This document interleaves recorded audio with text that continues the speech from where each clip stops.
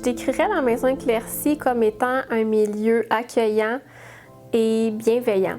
La Maison L'Éclaircie, c'est tellement complet. Endroit sécuritaire. Chaleureux parce que c'est juste quand on rentre dans la maison, je veux dire, il y a des divans partout, tout le monde est gentil, fait que ça crée vraiment une ambiance de chaleur, puis on se sent vraiment dans une maison puis vraiment chez soi. La Maison de l'Éclaircie, je vois ça comme une grande famille. Moi ici, j'ai rencontré des personnes absolument incroyables qui m'ont aidée dans mon cheminement. J'avais l'impression d'être avec des sœurs qui comprenaient ce que je vivais, avec qui il n'y avait aucun jugement, avec qui on pouvait tout partager. Et pour la première fois, je me suis sentie comprise dans ce que je vivais. Pour moi, c'est révolutionnaire des endroits où l'humain est vraiment mis de l'avant et non la performance. C'est pas, on n'arrive pas là, puis c'est pas des gens qui travaillent puis qui disent next, on passe. Pour moi, la Maison L'Éclaircie, ça a été un moyen de me responsabiliser dans mon rétablissement. Vu qu'il y a eu des hospitalisations, j'ai été beaucoup aidée par les autres, mais là, ils sont juste là pour m'aider puis que je réussisse à m'aider par moi-même. Ici, je me suis sentie accueillie sans jugement, puis ça m'a vraiment aidée dans mon rétablissement. Je me suis sentie comprise, pas jugée, puis à l'écoute de comment je me sentais, peu importe la fluctuation de mes émotions.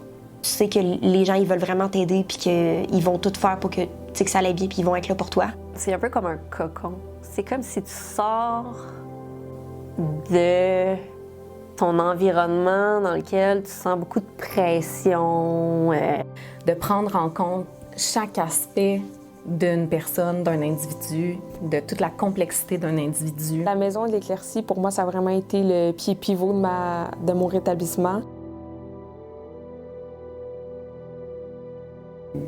Je sais pas comment expliquer ça. C'est pas bizarre. Moi, c'est ça que je m'imaginais. J'avais peur des groupes puis tout ça. Mais il y a beaucoup de liberté puis d'échange.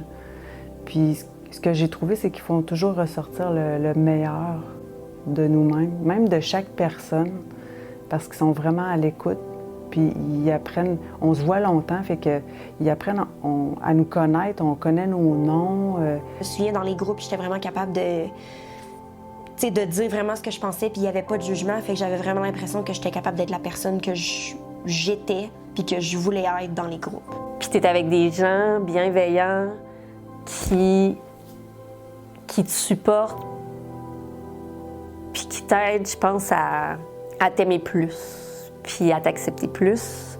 C'est vraiment avec eux qui m'ont écouté, qui m'ont conseillé, puis qui m'ont mis vraiment... Tu sais, je vis beaucoup dans le déni, fait que, eux, ils m'ont vraiment mis ça concret.